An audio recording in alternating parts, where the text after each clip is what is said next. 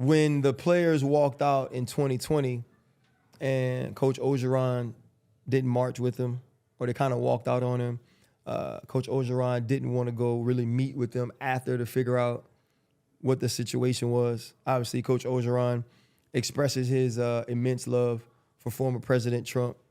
You know, y'all might want to like blank that out because I know it messes up YouTube and stuff. I'm just saying, we just been through it.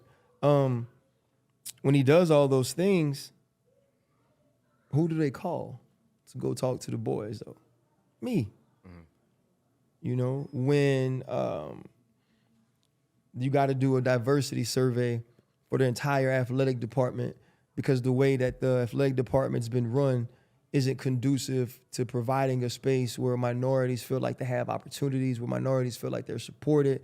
When somebody has to stand in the middle of the floor of the PMAC to make sure the people that aren't us understand how we should all be respecting and treating one another, who do they call?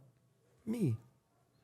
And so I was hoping for someone who I thought could relate to people like us and like a young Ryan Clark in a better way. I still don't know if he's that human. But I said when they hired him, if he stays, he's going to win a national championship because everybody does. And when I say everybody does, people like laugh at it like it's hyperbole, right? Like, Ryan just thinks anybody can win there. No, it's an actual fact in this millennium, right? You get Nick Saban in this millennium, national championship, right? So one older white guy leaves, you hire another older white guy that was at Oklahoma State. Guess what he does?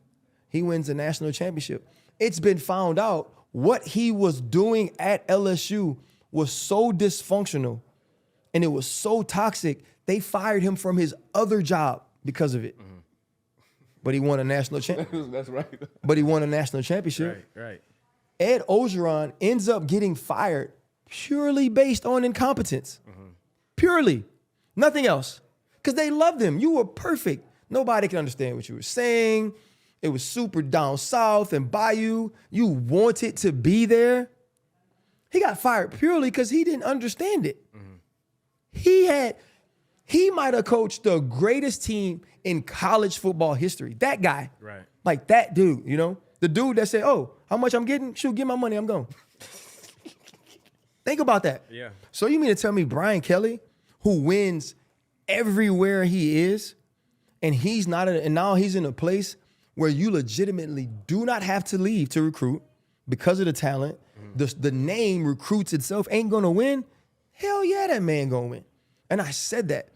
But for me, I wanted something different. I wanted someone who comes in, understands our culture, but understands the things that we deal with.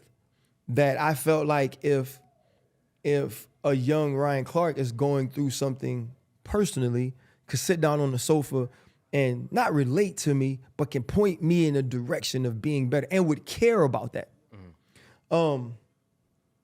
I still don't think that's him, but I also know he wasn't hired to be good to those boys.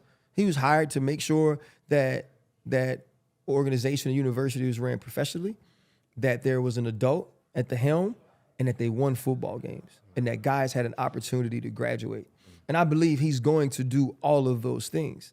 I just looked at it deeper than that. But I think he's done an amazing job. Jaden Daniels is my son's, knows everybody, but Jaden Daniels played at Arizona State with him. I was very happy that he came. Right. And, you know, they did a great job in the transfer portal. And they just coached their butts off, man. And so I'm really excited about the future and the trajectory of the program. And they're just going to keep getting better players. Yeah. You know, the recruiting class is amazing.